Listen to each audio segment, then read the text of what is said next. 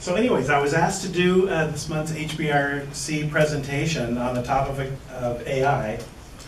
And my first version ended up being with enough material to probably go for the entire day.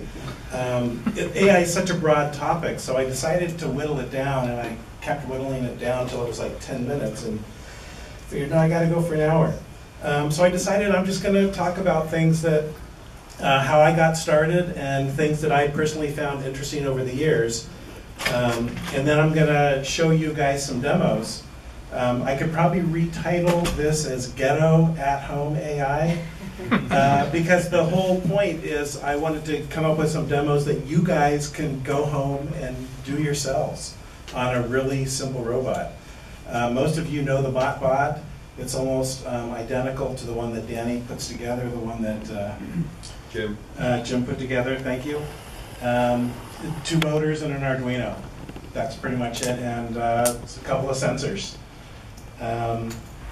So everybody should be building one. It can do the tabletop, and as you'll see, it can do some AI with just an Arduino Nano.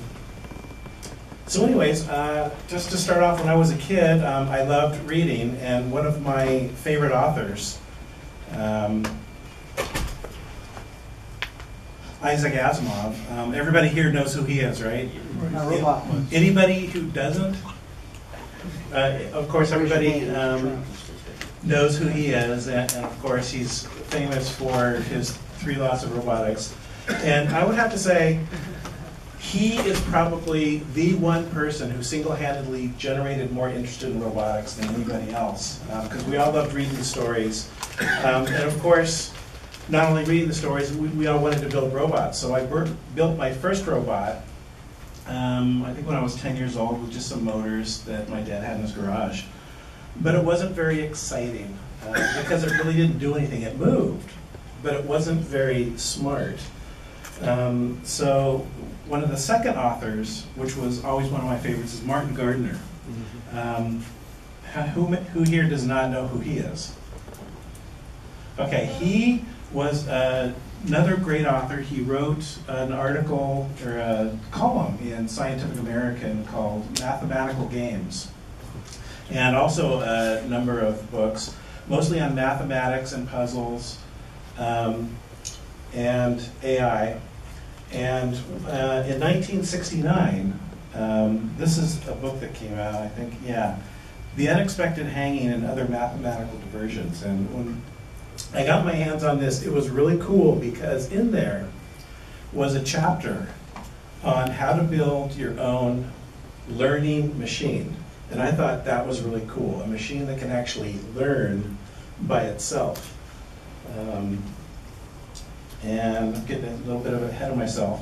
It was called Hexapon, and basically it was a matchbox computer. You would take matchboxes that represented the state of each position of a game, and you would have different colored beads that would represent the different moves that the computer could make. And you would just randomly pick a bead out and play against it, and of course it would play at random, but when it won a game, you would reinforce it by adding a bead of that color, and if it lost, you would remove that bead. And eventually, after playing multiple games, it would learn how to play this game. So of course, I wanted to build one myself, and I did. And it wasn't that complicated, it only used about 24 matchboxes. But in the article, he talked about it was based on a different program called Menace. I forget what the acronym stands for. Does anybody remember Menace? It actually played tic-tac-toe. It needed a lot more matchboxes. I had 304 matchboxes for playing tic-tac-toe. Of course, I wanted to do that too. It would be great to build a machine that could learn to play tic-tac-toe.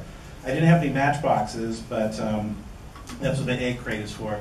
Coming from a large family, large families consume a lot of eggs, and I had piles of these egg cartons.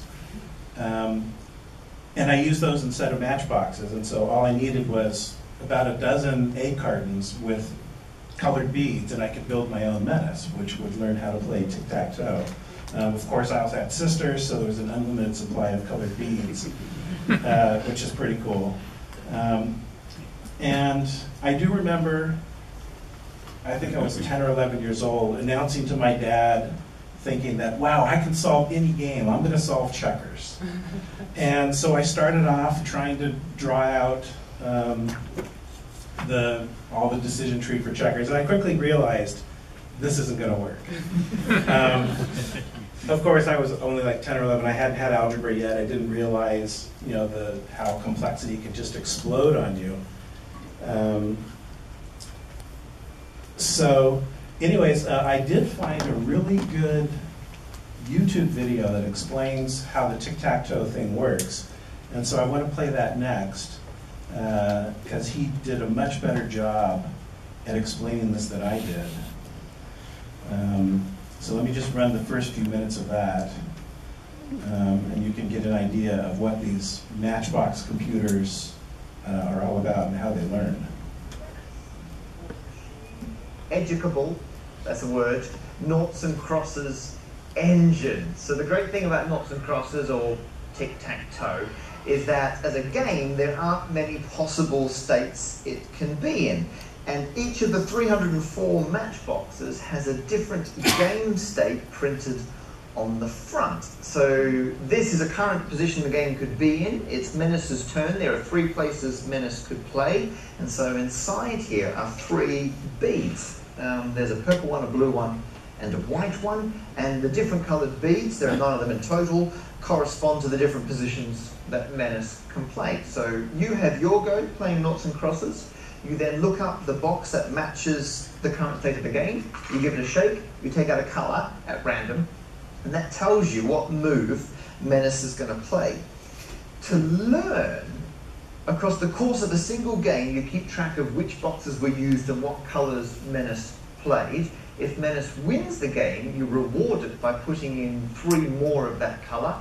If it loses, you punish it by taking away the colour. So over time, it gets rewarded for winning, it gets punished for losing, and in theory, the colours will shift to match the optimal move for any given position. And so if we play hundreds of games against Menace, because at the moment it's got the same number of every colour, it'll gradually learn what the best move is and it will get better and better.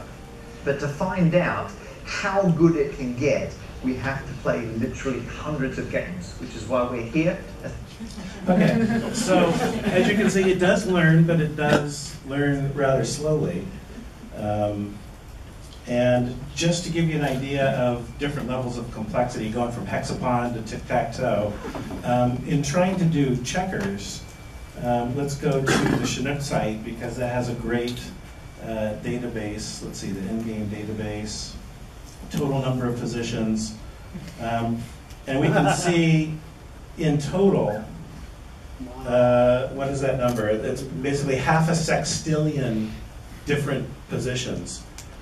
So that would certainly take a lot of egg grades. Now, there's optimizations. We don't have to solve every state. Using AI techniques, a minimax algorithm, and then optimizations to that, alpha, beta, killer move heuristics. There's all kinds of buzzwords in AI that get applied to game theory. And you really only have to solve about the square root of the number. So let's quickly figure out what that is. So let me copy that, go into the calculator. We're going to need the scientific. So let's do paste. And let's see, there's no square root button, so we'll go x to the y 0.5. And we get about 22 billion. Now, 22 billion is a usable number. We can actually do that on your laptop at home, pretty much. And I'm just kind of curious. So let's see how many bits that is. So we'll take the log, divide by the log of 2. So 34 bits. It almost fits in an int for the number of positions that you have to completely solve the game. He wrote a great book called One Jump Ahead, Jonathan Schaefer. It's a good read if you want to see the sort of things that he's gone through, and there's a lot of tidbits about AI and optimizations that he did for mini-max. When they finally solved it, I think it was, let me check my notes, about 11 years ago, I think it was July 11 years ago, I was both happy and very sad because I wanted to be the one to solve checkers, of course. But he finally did 38 years later. And to date, I think that is the most complicated game that's completely solved by computer. What is the solution? Who wins? It's a draw. No surprise there. So let's see. So now let's take a step back and talk about, I mean, what is AI anyway? It's such a general topic. And let's see, is this a... and artificial intelligence from a really high bird's eye view, AI is basically everything. If it appears smart, it's pretty much AI. A subset of that, ML, machine learning, is really the big buzzword now because everybody wants to do machine learning. And then a subset of that, deep learning, I personally don't think it deserves its own buzzword because it's really just an application of neural nets with better hardware. But they did make some improvements. The better hardware did allow exploring deeper into what neural nets can actually do, and it did help generate new optimization algorithms. But the basics of what they are is pretty much just that. When you get into the details of any one of these, I think we can't see PNGs.